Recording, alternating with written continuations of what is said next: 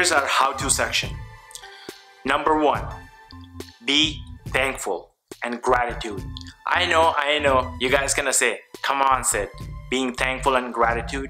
Yeah, I have been practicing this for at least past 4 years. When I heard about this first time, I was very skeptical. I was like, you know what, this is one of those woo-woo stuff that makes you feel good, but there's no basis. But trust me, this is life-changing. Basically, being thankful is about truly acknowledging what you have. Long time ago, somebody told me this, and I had no money and I was really broke. I used to walk few kilometers to this temple basically, and over there they used to serve food on certain days, and I used to just walk there, and I used to be super broke. And I was sitting one day and I was eating, and next to me was this homeless guy, and this temple also provided this individual like clean clothes and water and shower and everything. So this person just got cleaned up. He's sitting here and eating, and he didn't know who I was. I didn't know who this person is, and he just started talking while we were eating. And one of the things he said kind of stuck with me was, he's like, you know, when you think you have nothing, like you have nothing, you still have something. I was like, holy, that's pretty meaningful. And since then I started thinking, I still never really practiced gratitude up until past 4 years, but once I started practicing it, it was night and day. Basically what we can do is make a ritual. What I do right now is every morning, every evening. So morning, when I wake up, Jess and I both, we say, what are the 3 things we are thankful about? And they could be any 3 things. And when I say you have to talk about it, feel thankful, feel happy. When I say feel happy, it's like just go in that dreamy state. And you know what? Initially, if you can't feel it, just say it. And what's even more powerful is writing this stuff down. So every morning, keep a notebook next to you and write 3 things. It could be as simple as, I'm thankful for my eyes that I can see this beautiful world. I'm thankful for my ears. So we always have something to be thankful of. And then in the evening, before going to bed, repeat something else, or you can repeat the same things. It's better if you find 3 additional things, because now that makes your brain work, because you have to find other things to be thankful about. And you can repeat every day same things, but as long as you are adding more things to it, so you can see your life being fulfilled with all these things. And neurologically what happens is, when we feel this way, there's a hormone called serotonin and dopamine. Dopamine is induced right away with instant gratification, or when we feel a certain way. We can induce this by acknowledging some of these things.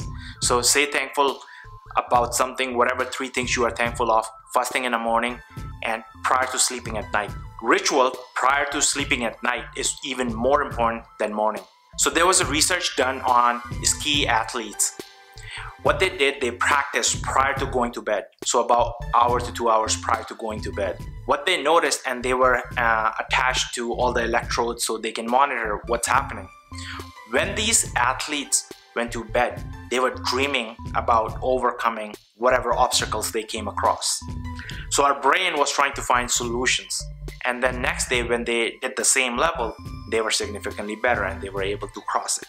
And that was repeated again and again on all the athletes. So what we do prior to 1 hour to 2 hours prior to sleeping does change the way we perform the next day. Now just imagine, you are saying thankful, you increase your dopamine. Now you are waking up with high amounts of good testosterone, human growth hormone, and good level of dopamine. First thing in the morning, I'm thankful for this.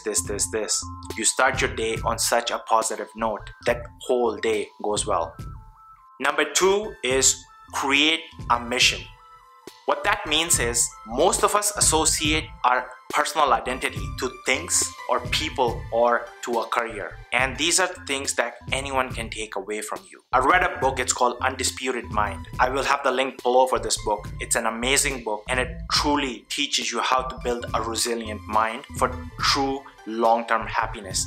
Because Because happiness is not these bursts of happiness and then peaks and valleys. True happiness is contentment, and we can stay in that state. All our positive and pleasure centers, everything is secreted from basal ganglia. There was another research done on mice. What scientists did, they attached an electric cable to the basal ganglia of mice's brain, and there was a lever over there, and each time mice pressed that lever, the basal ganglia was stimulated, which induced dopamine, so mice actually felt good. What they noticed in following weeks, that mice just stopped eating. It just stopped doing anything. It just keep pressing on that, so it feels good. And that's when they found out, oh, that's exactly how opioids, which is morphine, cocaine, and all those opioids, they work. They stimulate the same part of our brain. And that's why a lot of people are addicted to it. Don't think about drugs or anything else. When the researchers asked all these addicts who were addicted to opioids, they found this common theme. They asked them, how do you feel once you take it? And most of these individuals said that instead of happy, they feel as if they're relieved. A weight has been lifted. So just imagine, they are so desensitized that right now they're just doing it. It's like a job to them. And that's not the thing we want in our lives. That's basically what happens when we go to the job that we don't love. That's what happens when we keep working. We associate our identity to the job that we do. This is exactly what happens when we associate our identity to an individual or to a thing. By creating a mission, you are creating a plan for yourself. You're like, okay, in this life, my mission is to do this. And whatever that mission is, it should impact people in a positive manner or adding value to people's life. You will be fine. I have a mission. My mission is I want to help and develop underprivileged kids across the globe. I want to give them opportunity to go to school, to be amazing human beings and change our future generations. That's my mission. So mission is what you want to do. It's intrinsic, it's within you. Whereas strategy is to get to the mission, which is making money, doing a job, finding a partner, having kids. Those are strategies to whatever your mission could be. So for this mission, I was like, okay, I need to have a certain amount of money. Can I start saving? So I've been saving. Now I have 1-point program that I have a mission. When you have a mission, you are never unhappy because nobody can take that away from you. When you have a mission, no matter how many strategies fail, you will get there. Make a mission. Just don't worry about anything else. Don't think about the process. Just have a mission. Thank you guys. Thanks a lot for watching this video.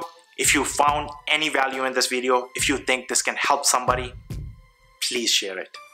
And like I say, be the catalyst. Let's go ahead, change this world.